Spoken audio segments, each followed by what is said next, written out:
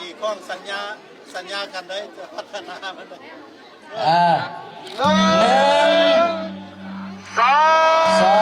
งสามสมช่วย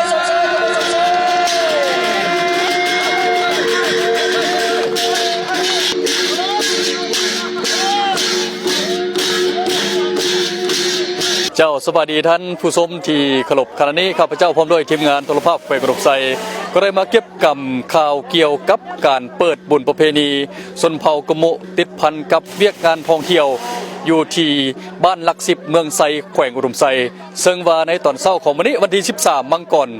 2020ซึ่งเป็นพิธีเปิดอย่างเป็นทางการ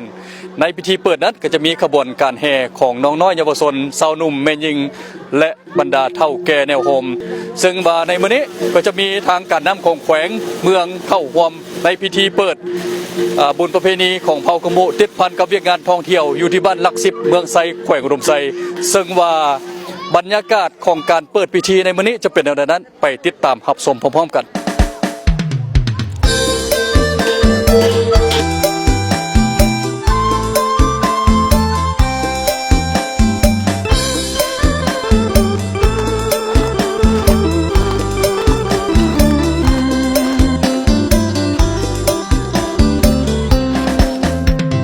อันนาตายกี่เมื่อสาตรโลกตายกี่จี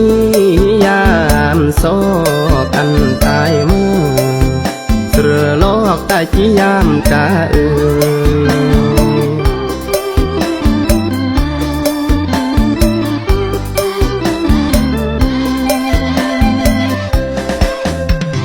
อันนาตายกี่เมื่อสาด่างร้อนตายกี่โครไรเด่นอันตายเมื่อร่างเป็นตายกี่โครไรรำ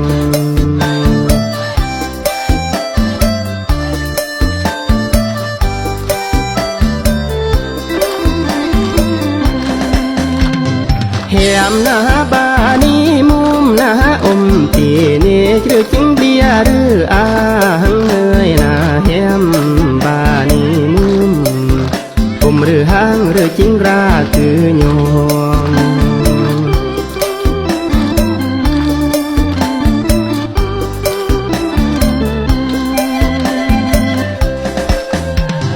จีหน้าแต่งแนวเมื่อโดหรืออันตายหน้าอ้อยเบื่อล้อแหมบากายหน้าแต่งโอ้ยเสื้อร่างกล้าโอ้ยซาเดตาย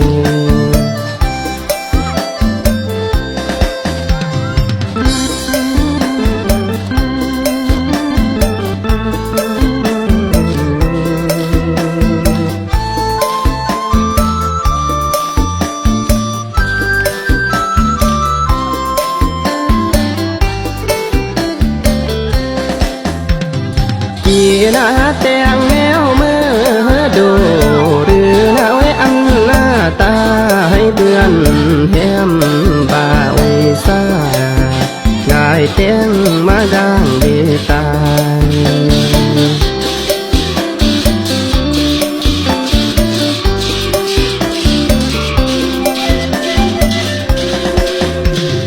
อันหน้าตายยี่เมื่อแนวผู้แลตะกี้ยามหน้าโยกดวงคือนางมื้อนี้คณะพักองค์การปกครองบ้านหลัก10พร้อมด้วยชาวบ้านสมทบกับห้องการแถลงข่าววัฒนธรรมและท่องเที่ยวเมืองไซ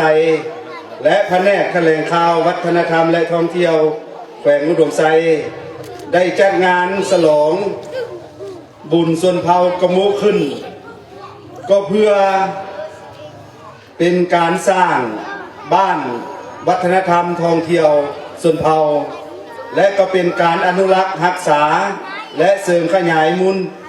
คุณค่าวัฒนธรรมที่ครองประเพณีอันดีงามของชนเผ่าให้ยืนยงตลอดไปพร้อมเดียวกันนี้ก็เป็นการผูกแน่นความสามัคคีประชาชนบรรดาเผ่าภาครัฐธุรกิจและนักท่องเที่ยวให้หลายขึ้นอีกอันหนึ่งก็เป็นการนำเสนอการโฆษณาวัฒนธรรมศิลปะวรรณคดี และหีดคองประเพณีอันดีงามที่เป็นเอกลักษณ์ของชนเผ่ากะมุผลิตภัณฑ์สีไม้ลายมืออาหารพื้นเมืองชนเผ่าให้สังคม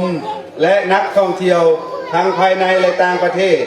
ได้รับรู้อย่างกว้างขวางในพิธีอันสง่าราศีนี้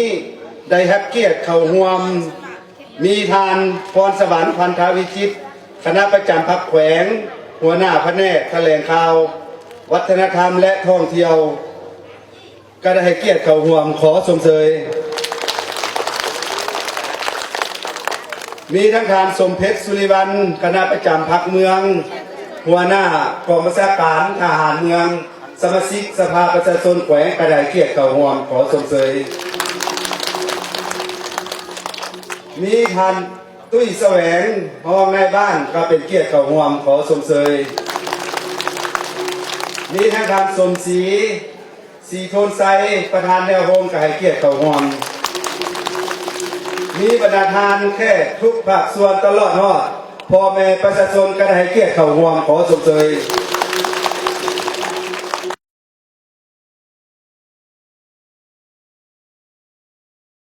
นับสิบพวกเขาตั้งอยู่ห่างจากเทศบาลเมือง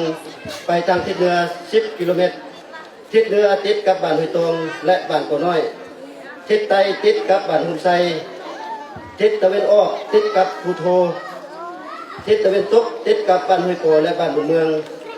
บ้านนับสิบพวกเขามีเนื้อที่ทั้งหมด 1,800 เฮกตาร์มีพลเมือง878 คนยิง409 คนถ้าว่าบ้านนับสิบพวกเขาจะได้ครับนามยศเป็นบ้านพัฒนาแล้วยังได้รักษามุ่นเชื่อวัฒนธรรมอันดีงามของเขาสร้างให้บ้านกลายเป็นแหล่งท่องเที่ยวของเขากมุให้ทางชีวิตการเป็นอยู่ของประชาชนอยู่ภายในบ้านดีขึ้นสมเสยสมเสยสมเสยผลงานของอำนาจการปกครองประชาชนที่พวกเราได้พร้อมกันจัดงานนี้ขึ้นและก็พร้อมกันพัฒนาบ้านหลักสิบเรามาตลอดระยะ1 ปีข้าพเจ้าขออนุญาตต่างมาให้แก่คณะน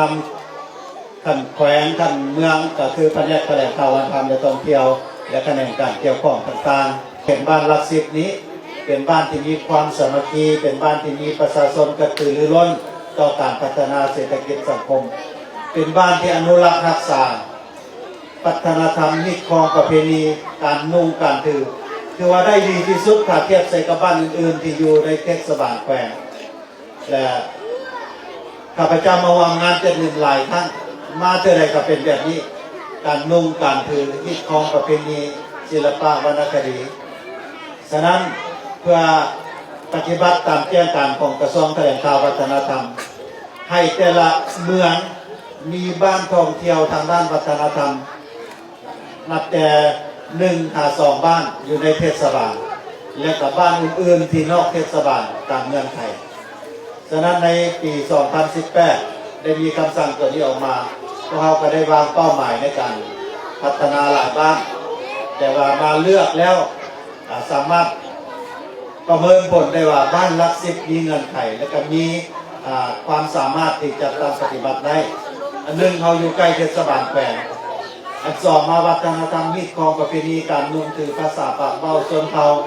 ถึงจะมีหลายชนเผ่าปะปนกันอยู่แต่ว่าชนเผ่าหลักๆละแมนเผ่าขมุที่มีวัฒนธรรมที่ดีงามฉะนั้นการมาท่องเที่ยวของนักท่องเที่ยวจากเทศบาลแขวงมานี่บ่ไกล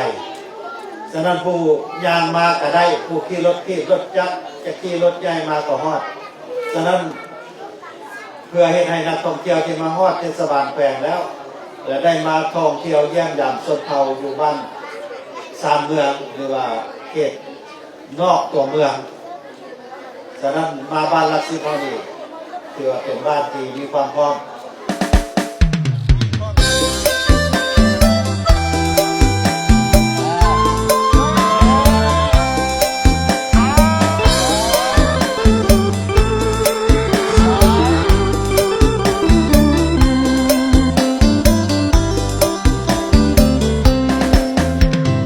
อันนาตายกี่เมื่อสาตรโลกตายกี่จียามโศกอันตายมือเสือลอ อกตาจียามกะเอ่ย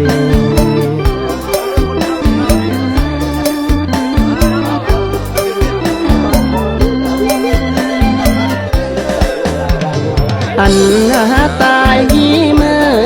สาด่างร้อนตายยี่โครไรเด่นนาอันตายเมื่อด่างเป็นตายยี่โครไรรำที่ทักว่าไม่อะไรไม่อะไรทักไม่ไรเรื่มไปลำตามกองอุ่นเจอเต็มมาเรื่มอะไรลำติดทำกองนางอุ่นเจอเต็มมาอะไร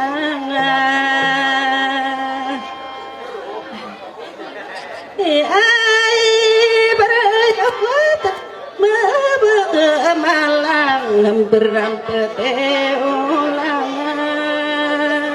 งายสลองลมเรือกีนาคืนนี้ของได้ดีดอกไม้เดินตำเชนระบายยามยำยามตุ้มหูเดินแดง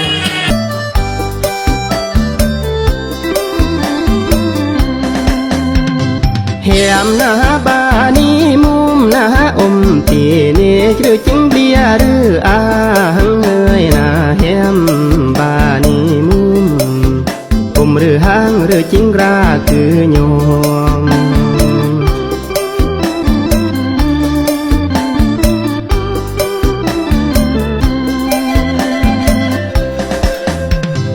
จีหน้าแต่งแนวเมื่อโดหรืออันตายหน้าอ้อยเบื้องโลเหียมบา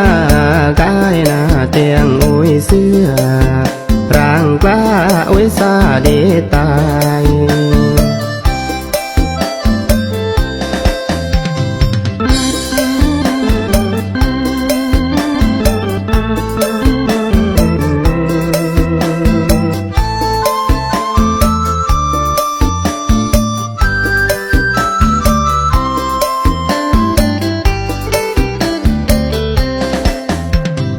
กีหน้าแต่งแนวเมื่อดู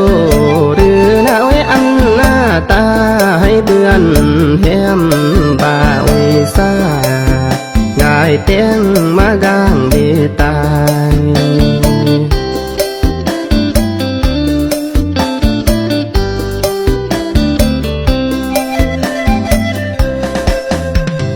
อันหน้าตา